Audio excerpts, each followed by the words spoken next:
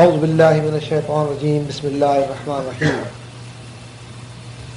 قال اللہ تبارک و تعالی فی قرآن المجید فرقان الحمید مخبرا و آمرا ان اللہ و ملائکتہ یصلون علی النبی یا ایہا الذین آمنوا صلوا علیہ وسلموا تسلیما اللہم صل علی سیدنا مولانا محمد وعلی آل سیدنا مولانا محمد وبارک وسلم. وقال الله تبارك وتعالى في مقام آخر فأما بنعمة ربك فحدث. صدق الله العظيم.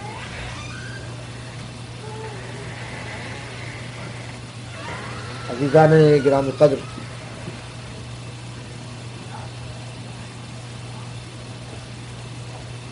آج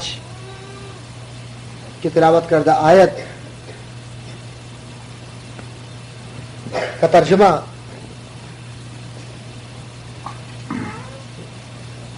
اگر کیا جائے تو وہ ترجمہ یہ ہے کہ فَأَمَّا بِنِعْمَةِ رَبِّكَ فَحَدِّثْ، بس آپ بیان فرما دیجئے رب کی اس نعمت کو جو آپ کو عطا کی گئی.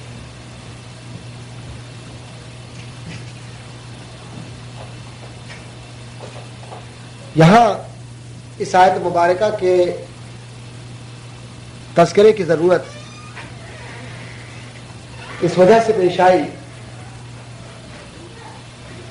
کہ ہم اس بات کا تعین کریں کہ اللہ کی نعمت کیا ہے اور اللہ تعالی کی اس نعمت اور اس برکت کا عنوان کیا ہے. فَأَمَّا بِنِعْمَةِ رَبِّكَ فَحَدِّثْ. اور دوسری جگہ اس نعمت کا تذکرہ کرتے ہوئے اللہ تبارک و تعالیٰ ارشاد فرماتا ہے وَرَفَعْنَا لَكَ ذِكْرَكَ، اے پیارے رسول صلی اللہ علیہ وسلم ہم نے آپ کے ذکر کو بلند کر دیا. ان دونوں آیات کو یعنی رسول کریم صلی اللہ علیہ وسلم کے ذکر مبارک کو بلند کرنا اور رسول کریم صلی اللہ علیہ وسلم کی ذات کو نعمت سمجھنا،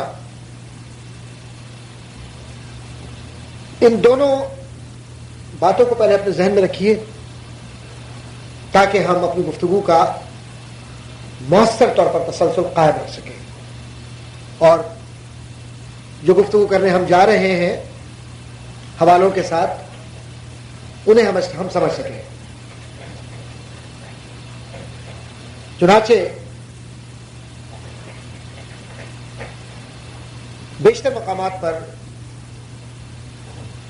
جو کتب کے تذکرے ہیں اور احوال ہیں، تاریخی واقعات ہیں، وہ ہمارے سامنے آتے ہیں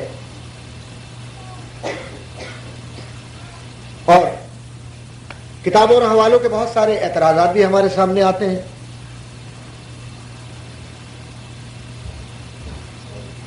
بہت سارے عقلی دلائل بھی ہمارے سامنے آتے ہیں اور بہت سارے فکری اختراعات کے اصول بھی ہمارے سامنے آتے ہیں. ہمیں اس بات کو دیکھنا ہوگا کہ جو گفتگو کی جاتی ہے یا جو دلائل ہمارے سامنے دیے جاتے ہیں وہ کیا ہے اور علمی حقائق کیا ہے. جب تک ہم علمی حقائق کی بنیاد پر، تحقیق کی بنیاد پر اپنی بات کو مکمل نہیں کریں گے اس وقت تک ہم رسول کریم صلی اللہ علیہ وسلم کی ذات تک یا رسول کریم صلی اللہ علیہ وسلم کے عنوان تک نہیں پہنچ سکیں گے. ویسے تو ہماری کیا فکر ہے اور ہماری کیا بساط ہے کہ ہم رسول اللہ صلی اللہ علیہ وسلم کی ذات کو پہچان سکیں کہ بقول شاعر کے فکر کہ فرش والے تیری شوکت کا علو کیا جانے، فرش والے تیری شوکت کا علو کیا جانے، خسروا عرش پہ اڑتا ہے پھریرا تیرا. کہ جس کا آسمانوں پر ذکر ہو، پھریرا سے مراد یہاں آسمانوں پر ذکر ہے، کہ جس کا آسمانوں پر ذکر ہو، زمین والے اس کی ذکر کو کیا پہچان سکیں گے. لیکن پھر بھی یہ اللہ تعالیٰ کی نعمت کبریٰ ہے کہ ہم ان کے ذکر کو نہ صرف یہ کہ سنتے ہیں بلکہ اس کے ذکر میں ہم اپنے آپ کو اس طریقے سے استغراق کے عالم میں لے جاتے ہیں کہ اللہ تعالیٰ اپنے رحمتوں کے ساتھ ہمارے سارے گناہوں کو دھو دیتا ہے. تو الحمدللہ ہم گفتگو کو عنوان مصطفیٰ صلی اللہ علیہ وسلم اور ذکر مصطفیٰ صلی اللہ علیہ وسلم کے ساتھ آگے بڑھا رہے ہیں. یہاں کچھ حوالے ذہن میں رکھے. ہمارے یہاں غلط فہمیاں بعض اوقات اس وجہ سے آ جاتی ہے کہ ہم اپنا مطالعہ محدود رکھتے ہیں. بعض اوقات یہ ہوتا ہے کہ ہم اپنا مطالعہ کچھ زیادہ بڑھا دیتے ہیں, تو ایسے ہو جاتا ہے جیسے کھانا بہت اچھا پکایا لیکن نمک کچھ زیادہ ہی اچھا کر دیا اس میں, تو وہ کھانا بیکار ہو گیا. بعض اوقات ہم تحقیق اور ذہنی جستجو میں اس درجہ آگے چلے جاتے ہیں کہ علمی انصاف کے بجائے علمی خیانت کے مرتکب ہو جاتے ہیں. تو اللہ تعالیٰ سے دعا یہ ہے کہ اللہ تعالیٰ اپنے رسول کے ذکر کو اس طریقے سے ہم سے اس ذکر میں ہمارا تعلق ہمیشہ رکھے کہ جس میں صحیح معنوں میں رسول کریم صلی اللہ علیہ وسلم کی ذات مبارک سے ہم انصاف کر سکیں اور حضور صلی اللہ علیہ وسلم کے اور اللہ تعالیٰ کے جو فرامین ہیں اس کے مطابق ہم رسول کریم صلی اللہ علیہ وسلم کی ذات مبارک کو سمجھ سکیں. انہی اعتبار سے ایک بات بار بار یہ کہی جاتی ہے اور بارہا یہ بات سامنے آتی ہے کہ میلاد صلی اللہ علیہ وسلم, میلاد کا منانا شرک ہے, یا عید میلاد النبی کا اہتمام کرنا گناہ ہے. بعض کا خیال ہے کہ میلاد شرعی اعتبار سے جائز نہیں ہے اور شریعت کے اندر اس کی گنجائش نہیں ہے. رسول اللہ صلی اللہ علیہ وسلم نے اپنی میلاد کب منائی تھی, اپنی پیدائش کب منائی تھی. بعض لکھنے والے نعوذ باللہ من ذالک یہاں تک لکھ دیتے ہیں کہ میلاد کا دن یا میلاد کرنا یہودیوں کی روایت ہے اور یہودی کیا کرتے تھے, مسلمانوں نے اس کو شروع کر دیا. نعوذ باللہ من ذالک. بعض کا خیال تھا کہ میلاد کرسچن یا عیسائیوں کی ایجاد ہے اور اس کو منانا عیسائیوں کی یاد کو منانا ہے. بعض کا خیال ہے, کتابوں کے حوالے میرے پاس ہے, میں صرف مختصراً بیان کر رہا ہوں. بعض کا یہ خیال ہے کہ میلاد کرنا شرک, بدعت اور اختراع ہے اور گناہ عظیم ہے. بعض کا خیال ہے کہ میلاد منانا کنہیا کے دن کے مترادف ہے, یعنی ہندوؤں کا وہ دن جس میں وہ تہوار مناتے ہیں, یعنی اس کے مترادف, یعنی اس جیسا ہے جیسے ہندو مناتے ہیں ایسے میلاد کرنے والے بھی ہندوؤں کی طرح سے کر رہے ہیں, رسوم کو جاری رکھا ہے. خاکہ مدہن گفتگو مختلف کتابوں کے حوالے سے اور مختلف عنوانات کے تحت سامنے آتی ہے. ہمیں یہ دیکھنا ہے کہ کیا واقعی ہم گناہ کر رہے ہیں. ہمیں اس بات کا تعین کرنا ہوگا کہ کیا ہم واقعی کوئی شرک کر رہے ہیں. ہمیں اس بات کو بھی علمی اعتبار سے دیکھنا ہوگا قرآن و سنت کی روشنی میں کہ کیا واقعی ہم کسی ایسے عمل کے مرتکب ہو رہے ہیں کہ جو کتاب و سنت سے ثابت نہیں ہے اور جسے ہم کر کے گناہگار ہو رہے ہیں اور اپنے عمل کو اور اپنے نماز روزہ زکوٰۃ حج کو سب کو برباد کر رہے ہیں. ہمیں اس بات کا تعین کرنا ہوگا کیونکہ جب تک ہم اس کو سمجھیں گے نہیں اس وقت تک کسی بھی عمل کا کرنا جائز نہیں ہے. تو پہلے دیکھتے ہیں کہ میلاد ہے کیا. میلاد کا جو لفظ ہے عربی زبان کا ہے. یہ لفظ میلاد ولدہ کے معنی ہوتے ہیں پیدا ہوا, یولدو, اور اسی سے تولید آتا ہے. تولید کا مطلب ہوتا ہے پیدائش, اور اسی سے مولود آتا ہے مفعول کے وزن پر. ولادت کے معنوں میں یعنی ایسا عمل, میلاد سے مراد ہے ایسا عمل جو کسی کی پیدائش کی خوشی کے اظہار کے لیے کیا جائے. میلاد کے معنی ہے کسی کی پیدائش کی خوشی میں جو عمل کیا جائے وہ میلاد.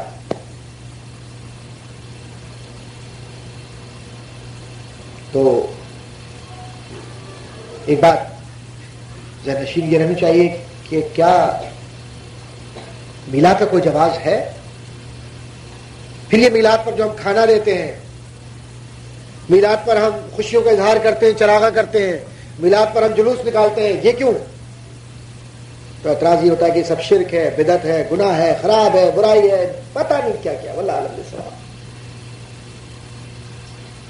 آئیے اس کو دیکھیں کہ میلاد کے فلسفے میں کیا چیز پوشیدہ ہے۔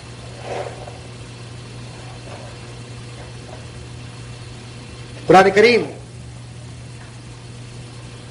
سب سے بڑی واضح کتاب ہے جس میں ہر بات موجود ہے۔ قرآن کریم میں ہے کہ ولا رطب ولا یابس الا فی کتاب مبین، اور کوئی خشک و تر ایسے نہیں کہ جس کا تذکرہ قرآن کریم کے اندر موجود نہ ہو۔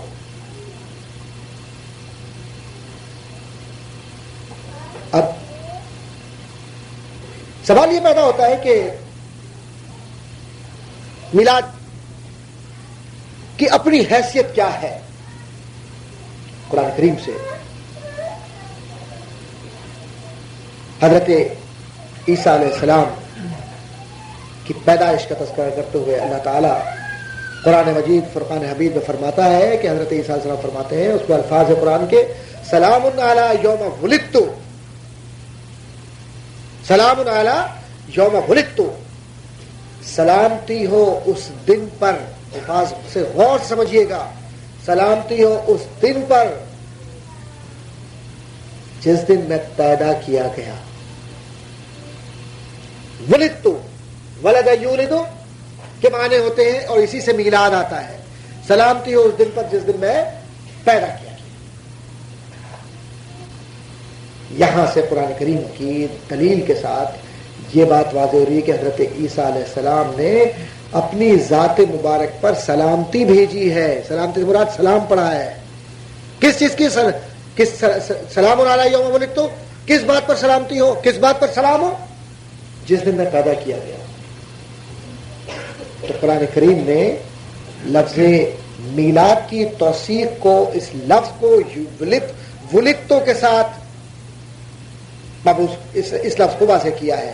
آپ ایک بات دیکھیے گا کہ سلام علی یوم بعثت تو نہیں کہا ہے اس کے اندر کہ جس دن مجھے مبعوث کیا گیا، یعنی سلامتی ہو اس دن پر جس دن مجھے رسالت دی گئی، مبعوث کیا گیا، بلکہ یہ فرمایا گیا کہ سلامتی ہو اس دن پر جس دن مجھے پیدا کیا گیا۔ تو جناب رسالت مآب صلی اللہ علیہ وسلم جب پیدا کیے گئے ہیں تو نور کی کیفیت یہ ہوئی کہ زمین پر جس وقت رسالت مآب صلی اللہ علیہ وسلم کے نور کو بھیجا گیا، اس وقت کائنات کی ہر شے پر اللہ تعالیٰ کا وہ احسان عظیم ہوا کہ جس کو قرآن نے کہا ہے کہ لقد من اللہ علی المؤمنین اذ بعث فیہم رسولا منہم یتلو علیہم آیاتہ ویزکیہم ویعلمہم الکتاب والحکمہ، کہ تم پر اللہ تعالیٰ کا سب سے بڑا احسان ہے، تم پر اللہ کا اتنا بڑا احسان عظیم ہے کہ تم پر تمہارے رسول کو بھیجا کہ تمہیں وہ یہ بتائیں کہ تمہارے وجود کا تزکیہ، تمہارے قلوب کا تزکیہ کیسے ہوگا، اور تمہارے ذہنوں کا تزکیہ کیسے ہوگا، تمہاری فکر کا تزکیہ کیسا ہوگا۔ تو جب کسی کو ذات مصطفیٰ صلی اللہ علیہ وسلم عطا کر دی گئی تو عطا مصطفیٰ کے ساتھ یہ بھی بتا دیا گیا کہ تم جب مصطفیٰ صلی اللہ علیہ وسلم کا ذکر کرو، جب مصطفیٰ صلی اللہ علیہ وسلم کی کو نعمت کے طور پر دیکھو، فاما نعمت ربک، حدیث کا مطلب یہ ہوا کہ تم اس طرح دیکھو کہ جس کا تذکرہ قرآن کے اندر آیا ہے کہ جب موسیٰ حضرت عیسیٰ علیہ السلام اپنی پیدائش پر سلامتی بھیج رہے ہیں تو تمہارا یہ فرض ہے کہ تم جب رسول کریم صلی اللہ علیہ وسلم کی پیدائش کو سنو تو ان پر سلامتی بھیجو۔ کیوں؟ کہ حضرت عیسیٰ علیہ السلام کا مرتبہ رسالت مآب صلی اللہ علیہ وسلم کے مرتبے سے کم ہے۔ اب بعض لوگ یہ بھی کہہ سکتے ہیں کہ یہ کیا بات ہوئی کہ آپ ایک رسول کو دوسرے رسول سے موازنہ کر رہے ہیں؟ میں موازنہ نہیں کر رہا، قرآن کریم نے کہا ہے تلک الرسل فضلنا بعضهم علی بعض، کہ بے شک ہم نے اپنے ایک رسول کو دوسرے رسول پر فضیلت بخشی ہے۔ تو فضیلت کے اعتبار سے میرا پیارا نبی صلی اللہ علیہ وسلم اس قوت کا مالک ہے کہ اگر وہ پیدا نہ کیے جاتے تو کائنات کی کوئی شے پیدا نہیں کی جاتی۔ تو باعث خلق جو بنتا ہے، جو باعث تخلیق ہے، وہ ذات مصطفیٰ صلی اللہ علیہ وسلم ہے۔ تو جناب رسالت مآب صلی اللہ علیہ وسلم کی پیدائش جناب حضرت عیسیٰ علیہ السلام کی پیدائش سے بڑا واقعہ ہے۔ تو جناب رسالت مآب صلی اللہ علیہ وسلم کی پیدائش پر ان کا ذکر نہ کرنا، ان کی خوشی نہ کرنا، یہ رسم ابلیس ہے۔ اور یہ میں نہیں کہہ رہا ہوں، یہ جتنی کتابیں ہیں چاہے وہ قدیم زمانے کی ہوں یا جدید زمانے کی ہوں، اگر روایات کے پڑھنے والے لوگ سمجھتے ہیں تو میں یہاں روایت کرتا چلوں کہ تمام بزرگوں نے اس حدیث کو نقل کیا ہے اور پھر اس عمل کو بیان کیا ہے کہ شیطان 4 مرتبہ رویا ہے. شیطان کو 4 مرتبہ دکھ ہوا ہے. پہلی بار اس وقت کہ جب اسے جنت سے زمین پر پھینکا گیا. دوسری بار اس وقت کہ جب اس کے قہر مذلت، اس کے گردن میں ہمیشہ لعنت کا توق ڈال دیا گیا. اور روایت میں ہے کہ تیسری بار شیطان اس وقت رویا ہے کہ جب 12 ربیع الاول کو رسول کریم صلی اللہ علیہ وسلم کی ولادت مبارک ہوئی ہے. اور چوتھی بار شیطان اس وقت رویا ہے جب سورہ فاتحہ نازل ہوئی ہے. الحمدللہ رب العالمین الرحمن الرحیم مالک یوم الدین. جس وقت یہ صورت نازل ہوئی تو رسول اللہ فرماتے ہیں کہ شیطان رویا ہے. یہ 4 مقامات ہیں شیطان کے رونے کے. گویا 12 ربیع الاول کو یا رسول کریم صلی اللہ علیہ وسلم کی ذات مبارک کی پیدائش پر کائنات کی ہر شے خوشی مناتی ہے سوائے ابلیس کے. اور جو لوگ رسالت مآب صلی اللہ علیہ وسلم کے اس ذکر کی بنیادی خوشی کو سمجھ نہیں پاتے، یا تو ان کے پاس عقلی خلل ہوتا ہے اور یا پھر یہ ہے کہ وہ ابلیس کی مطابعت کے اندر رسول کریم صلی اللہ علیہ وسلم کی فکر کو بھول جاتے ہیں. اس لیے جناب رسالت مآب صلی اللہ علیہ وسلم کے ذکر مبارک کو آسمانوں اور زمینوں پر محبتوں کے ساتھ کیا جاتا ہے، اور جناب رسالت مآب صلی اللہ علیہ وسلم کے ذکر مبارک کو آسمانوں اور زمینوں پر قبولیت کا درجہ حاصل ہے. اب حضور اکرم صلی اللہ علیہ وسلم کی پیدائش کے لیے حلبی نے حلبیہ میں نہایا میں لکھا ہوا ہے، مواہب لدنیہ میں لکھا ہوا ہے، تمام کتب کے اندر موجود ہے اور روایات موجود ہے. تفصیلات میں میں جانا نہیں چاہتا، جنہیں دیکھنا ہو وہ اصل دیکھیں. عربی کے اندر روایات موجود ہیں کہ جناب رسالت مآب صلی اللہ علیہ وسلم جس وقت حضرت آمنہ رضی اللہ تعالی عنہا کے بطن مبارک میں تشریف لائے تو پہلے مہینے میں یہ اعلان ہوا ہے آسمانوں اور زمینوں میں، کتب کے اندر موجود ہے. اور علامہ جلال السیوطی رحمۃ اللہ تعالی علیہ نے خصائص کبریٰ میں بھی اس کو بیان کیا ہے، اور اس کے علاوہ دیگر زرقانی وغیرہ نے بھی اس کو بیان کیا. رسالت مآب صلی اللہ علیہ وسلم کی پیدائش کی خوشی میں زمین و آسمان پر اعلان ہوا ہے، یہاں تک کہ چرند و پرند نے بھی اس خوشی کا اعلان کیا ہے. اور ہر ماہ رسالت مآب صلی اللہ علیہ وسلم کے تذکرے کو اور ان کے انتظار کو، یعنی ان کی ولادت کے انتظار میں زمین و آسمان کی ہر شے منتظر تھی. جب رسالت مآب صلی اللہ علیہ وسلم کی پیدائش کا وقت قریب آیا تو جناب رسالت مآب صلی اللہ علیہ وسلم کی ذات گرامی پر خصوصی مہربانی اللہ تعالیٰ کی ایسی ہوئی کہ جناب رسالت مآب صلی اللہ علیہ وسلم کی ولادت کا وقت قریب آیا تو حضرت آمنہ رضی اللہ تعالی عنہا فرماتی ہے کہ میں نے یہ دیکھا کہ میرے سامنے زمین و آسمان روشن ہو گئے، میرے سامنے زمین و آسمان روشن ہو گئے، یہاں تک کہ میں نے مشرق کو بھی دیکھا، مغرب کو بھی دیکھا، شمال کو بھی دیکھا اور جنوب کو بھی دیکھا کہ ایک عجیب قدرت اللہ تعالیٰ کی تھی کہ میں نے کائنات کی ہر شے کو اپنی آنکھوں سے ملاحظہ کیا. یہ میری امہات المومنین کی، تمام مومنین کی ماؤں کی بڑی ماں، جس نے محمد مصطفیٰ صلی اللہ علیہ وسلم کے وجود مبارک کو کائنات کے لیے وجود مسعود بنا کر ہم تک پہنچایا، یہ وہ فرماتی ہے کہ میں نے اپنی آنکھوں سے اس طریقے سے دیکھا کہ گویا وہ میرے سامنے ہو. تو اس کا مقصد یہ ہوا کہ اللہ تعالی نے جناب رسالت مآب صلی اللہ علیہ وسلم کی پیدائش کی خوشی میں رسالت مآب صلی اللہ علیہ وسلم کی والدہ مبارک کو کائنات کی ہر شے دکھلا دی. یہ رسالت مآب صلی اللہ علیہ وسلم کی پیدائش کا اعجاز ہے. پھر اس کے بعد حضرت آمنہ رضی اللہ تعالیٰ عنہ فرماتی ہیں، یہ کتب کے اندر موجود ہیں، سیرت کی کتب کے اندر موجود ہے کہ حضرت آمنہ رضی اللہ تعالیٰ عنہ فرماتی ہیں کہ مجھے پیاس لگ رہی تھی اور شدت پیاس سے میرا عالم بہت برا تھا. تو میں نے اچانک یہ دیکھا کہ میرے سامنے ایک شربت کا گلاس ہے اور میں اس شربت کے گلاس کو میں نے اٹھایا اور پینا شروع کر دیا. واللہ میں نے زندگی کے اندر کبھی اتنا میٹھا اور اتنا ٹھنڈا اور اتنا ذائقے دار شربت نہیں پیا.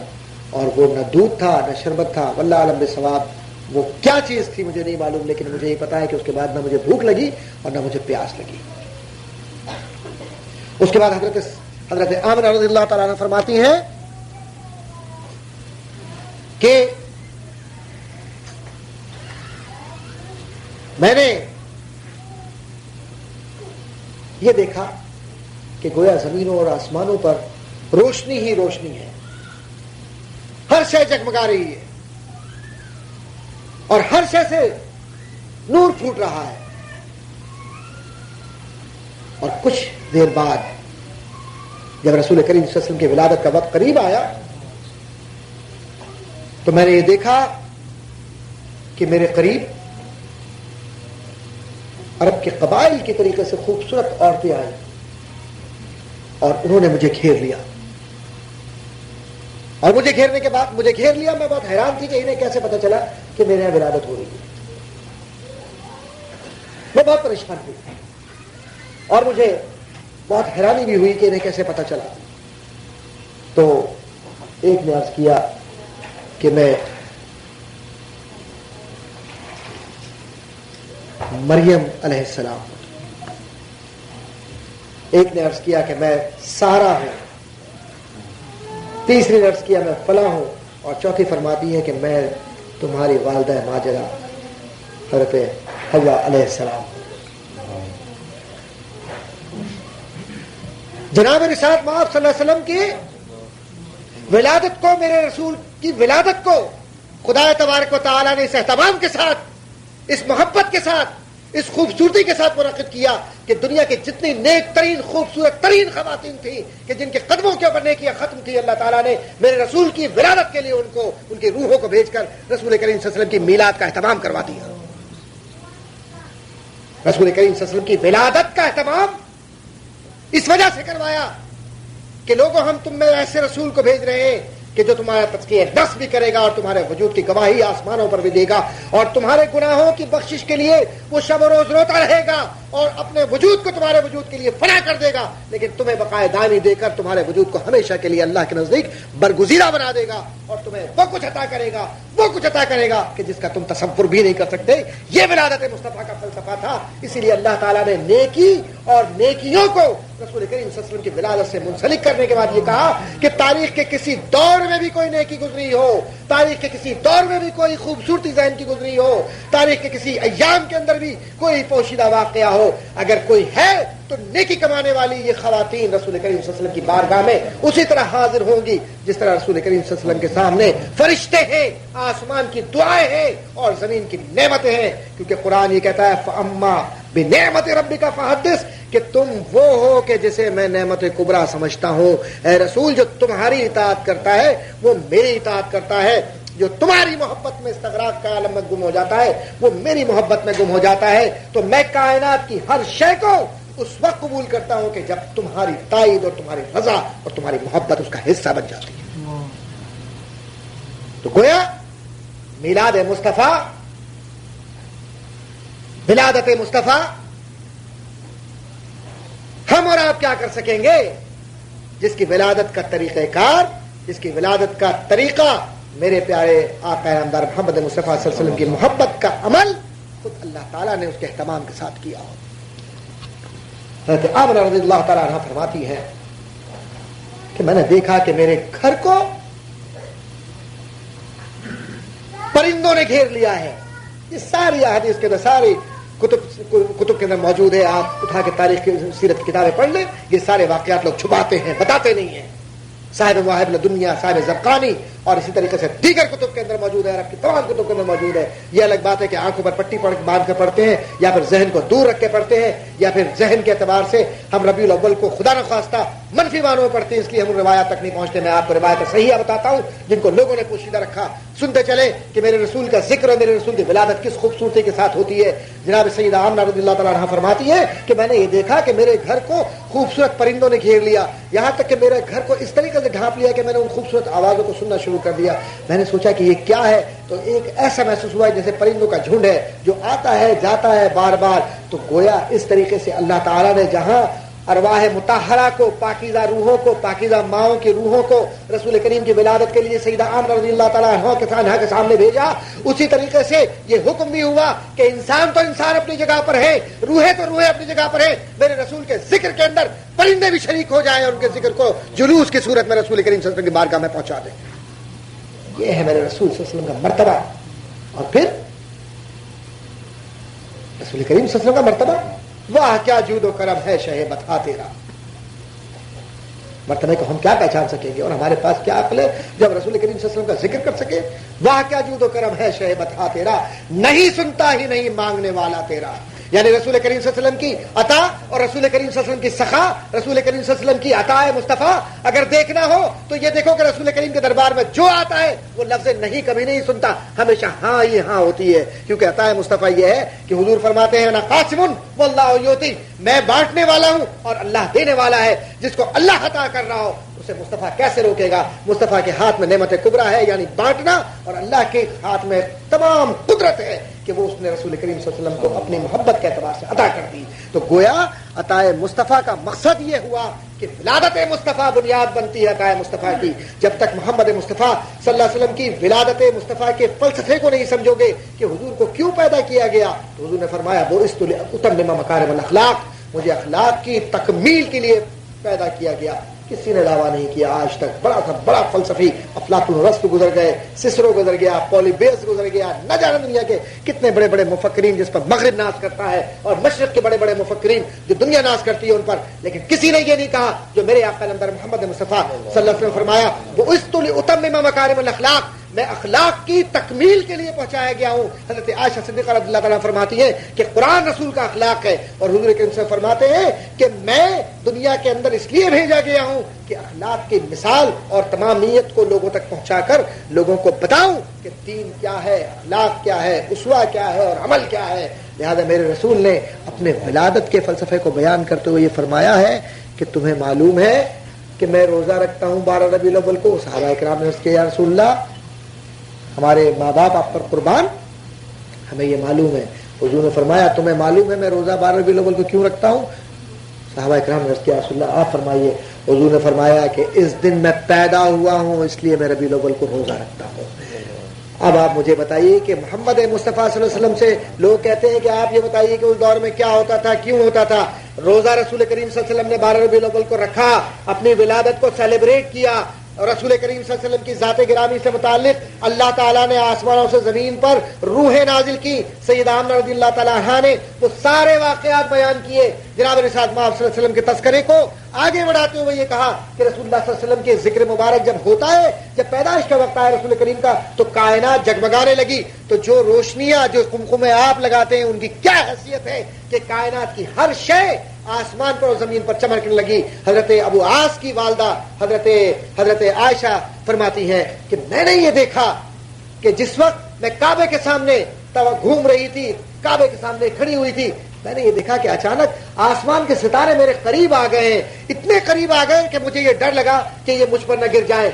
मुझे ये पता चला कि जैसे ही मैंने ये महसूस किया कि मुझ पर ये सितारे गिरने वाले हैं और आसमान के सितारे मुझ पर चमक रहे हैं और इतने करीब आ गए तो मैं डर गई। तो किसी ने मुझे ये बताया कि देखो आज अब्दुल मुत्तलिब के यहाँ बेटा पैदा हुआ है इसलिए ये आसमान के सितारे करीब आकर चमक रहे हैं। इल्म नहीं था, किसी को मोहम्मद का इल्म नहीं था, किसी को अहमद का इल्म नहीं था, किसी को अमीन का इल्म नहीं था, किसी को सादिक का इल्म नहीं था, लेकिन अल्लाह ताला ने रोशनियों के जरिए, अल्लाह ताला ने निशानियों के जरिए बता दिया कि हमने तुम में एक ऐसा मबूस कर दिया है रसूल कि जो तुम्हें तुम्हारे वजूद को पाकीज़ा तर करता है और तुम्हारे वजूद पर और तुम्हारे जात पर एहसान करता है कि तुम्हें खुदा की तरफ बुलाता है। लेकिन जब तुम उसे गालियां देते हो, जब तुम उसे बुरा कहते हो, जब तुम उस पर ओझड़ी फेंकते हो, जब तुम उस पर गंदगी फेंकते हो, اور جب تم اس پر پتھر پھینکتے ہو، جب تم اسے طائف کے اندر رسوا کرنے کی کوشش کرتے ہو، تو جب فرشتہ آ کر یہ کہتا ہے کہ مجھے کہو، حکم دو یا رسول کہ میں انہیں پیس دوں، تو میرا رسول فرماتا ہے کہ نہیں، ان کے سلک سے مجھے ایمان کی خوشبو آتی ہے، الہ العالمین تو ان پر رحمت فرما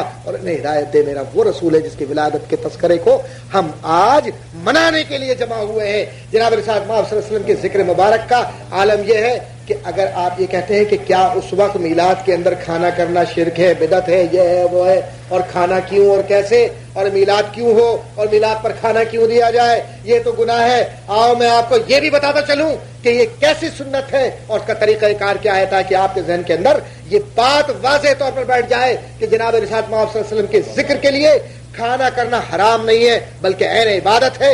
رسول کریم صلی اللہ علیہ وسلم کے لیے احادیث کے اندر بھی تواتر کے ساتھ موجود ہے، اور اسی طریقے سے واقعات کے اندر بھی موجود ہے کہ جناب رسالت مآب صلی اللہ علیہ وسلم کا جب ولادت ہوئی تو جناب حضرت عبد المطلب رضی اللہ تعالی عنہ، حضرت زینب یہ حدیث بیان فرماتی ہیں اور یہ واقعہ بیان فرماتی ہیں، اور حدیث کے ساتھ پوری تواتر کے ساتھ چیزیں موجود ہیں کہ حضرت زینب رضی اللہ عنہ فرماتی ہیں کہ میرے والد نے بیان کیا کہ میرے والد یعنی حضرت ابو طالب رضی اللہ تعالیٰ عنہ نے ان سے بیان کیا، حضرت ابو طالب نے بیان کیا کہ جس وقت رسول کریم صلی اللہ علیہ وسلم کی ولادت ہوئی تو حضرت عبد المطلب رضی اللہ تعالیٰ عنہ نے اس بچے کو بوسہ دیا، اور بچے کو بوسہ دینے کے بعد وہ بچہ میری گود میں دے دیا اور کہا کہ تم اسے سنبھالو، میں ابھی آتا ہوں۔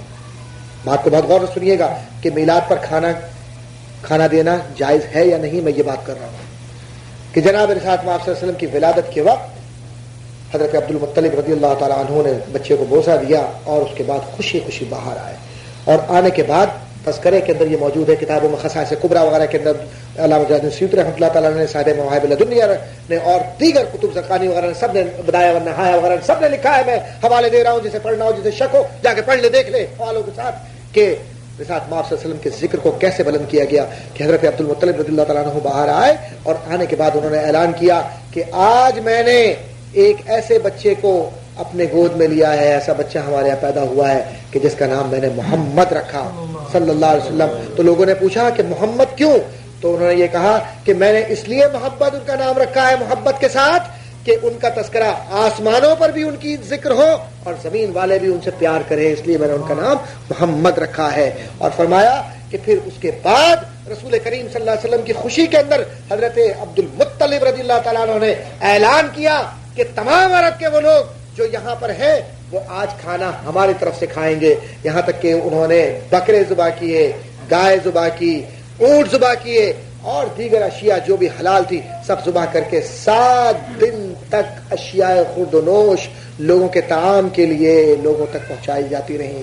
اگر یہ میلاد کے اندر، اگر یہ رسول کریم صلی اللہ علیہ وسلم کی خوشی کے اندر گناہ ہوتا، برا ہوتا، تو رسول کریم صلی اللہ علیہ وسلم سے محبت کرنے والے لوگ جنہوں نے حضور کا نام رکھا، جنہوں نے حضور کو سنبھالا، جنہوں نے رسول کریم صلی اللہ علیہ وسلم کے ذکر کو اپنے دل سے لگایا، انہوں نے یہ نہ کیا ہوتا۔